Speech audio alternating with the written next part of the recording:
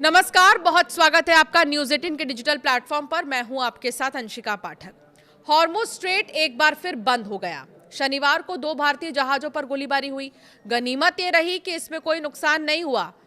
Confusion के कारण गोलीबारी हुई क्योंकि शनिवार को पता ही नहीं था कि हॉर्मुज खुला है या नहीं। शुक्रवार को ही हॉर्मुज स्ट्रेट को खोला गया था, लेकिन अमेरिकी राष्ट्रपति ट्रंप की धमकियों और नाकाबंदी के कारण इसे फिर बंद कर दिया गया। अमेरिका और ईरान की जंग अब उस मोड़ पर पहुंच चुकी है जहां बातचीत भी चल रही है और गोलियां। दोनों देशों के बीच सीजफायर करवाने की कोशिशें हो रही हैं, लेकिन बात बनने की बजाय बिगड़ती हुई दिख रही है। अमेरिकी राष्ट्रपति डोनाल्ड ट्रंप जहां अपनी जिद पर अड़े हुए हैं, तो ईरान भी पीछे हटने को तैयार नहीं। ट्रंप की धमकियों के कारण ईरान ने हॉर्मुज स्ट्रेट को फिर से बंद कर दिया है। ट्रंप का कहना है कि किसी को ब्लैकमेल नहीं करने देंगे। इस बीच ईरान का कहना है कि अमेरिका के साथ किसी फाइनल डील पर पहुंचने में अभी बहुत लंबा सफर बाकी है। अब अमेरिका और ईरान जंग की बड़ी बातें क्या है, ये जल्दी से समझिए। हॉर्मुज फिर बंद हो चुका है। इजराइल लेबनान में सीजफायर के बाद ईरान ने हॉर्मुज स्ट्रेट को खोल दिया था।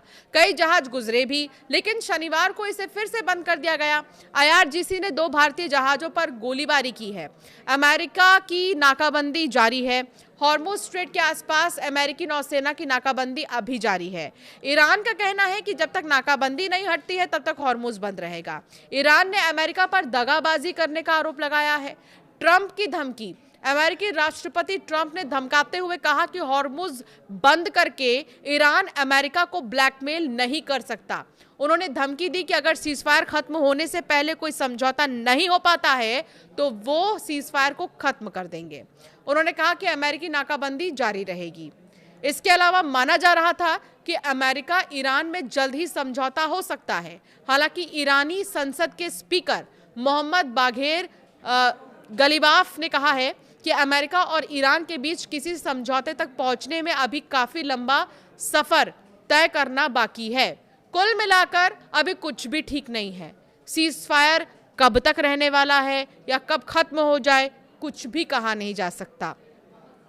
भारतीय जहाजों पर हुई गोलीबारी के बाद भारत ने ईरानी राजदूत मोहम्मद को तलब किया है और अपनी चिंता जताई है। हालांकि इस घटना से अब सवाल उठने लगे हैं कि हॉर्मुज स्ट्रेट को आखिर कौन कंट्रोल कर रहा है। एक तरफ ईरानी विदेश मंत्री अब्बास अराक्ची ने कहा कि हॉर्मुज को खोल दिया है, सभी जहाज गुजर सकते हैं, लेकिन जिस तरह से गोलीबारी हुई उससे तो लग रहा है कि ग्राउंड पर अभी भी फैसले ईरान की इस्लामिक रेवोल्यूशनरी गार्ड्स कॉर्प्स यानी IRGC कर रही है।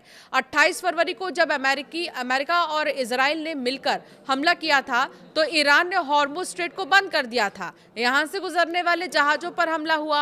8 अप्रैल को 2 हफ्ते के सीजफायर के बाद हॉर्मुज को खोला गया, लेकिन 10 मिनट में ही बंद कर दिया गया। इसके बाद गुरुवार रात को इजराइल लेबनान में सीजफायर होने के बाद ईरान ने हॉर्मुज स्ट्रेट को फिर से खोल दिया। ईरान के विदेश मंत्री अब्बास अराक्ची ने एक्स पर एक पोस्ट भी किया कि लेबनान में सीजफायर लागू होने के बाद हॉर्मुज स्ट्रेट को खोला जा रहा है, लेकिन कंफ्यूजन यहीं से पैदा हुआ। ईरान की न्यूज एजेंसी तस्नीम ने कहा है कि अराक्ची के एक गलत और अधूरी पोस्ट ने हॉर्मुज स्ट्रेट को फिर से खोलने के बारे में कंफ्यूजन क्रिएट कर दिया है। इस कंफ्यूजन का खामियाजा वहां से गुजरने वाले जहाजों को भुगतना पड़ रहा है।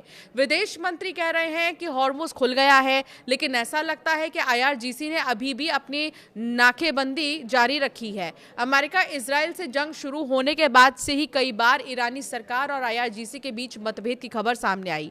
ऐसी भी खबरें थी कि सरकार सीजफायर करना चाहती है, लेकिन IRGC जो है अपनी जिद पर अड़ी है। लंदन के किंग्स कॉलेज में एसोसिएट प्रोफेसर की तरफ से कहा गया है कि ईरान युद्ध के बाद सरकार और IRGC के बीच कई बातों को लेकर टकराव सामने आए हैं। उन्होंने कहा कि यहाँ कोई भी पूरी तरह से इंचार्ज नहीं है।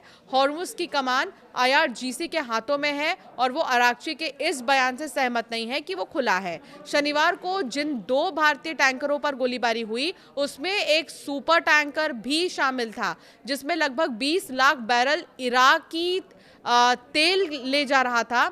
इन जहाजों पर जिस तरह से गोलीबारी हुई वो दिखाता है कि हॉर्मुज पर अभी भी IRGC ही कंट्रोल कर रहा है। इसके बाद ट्रंप ने भी कहा कि उन्हें भरोसा है कि ईरान युद्ध को खत्म करने के लिए एक समझौता जल्द ही तैयार करने वाला है और इससे हो भी जाएगा। ईरान के उप विदेश मंत्री सईद खतीबजादे ने एक इंटरव्यू में बताया कि अमेरिका के साथ बातचीत हो रही है, लेकिन अमेरिका बहुत ज़्यादा मांग रहा है और बातचीत इतनी आगे नहीं बढ़ी है कि आमने सामने की बैठक हो सके।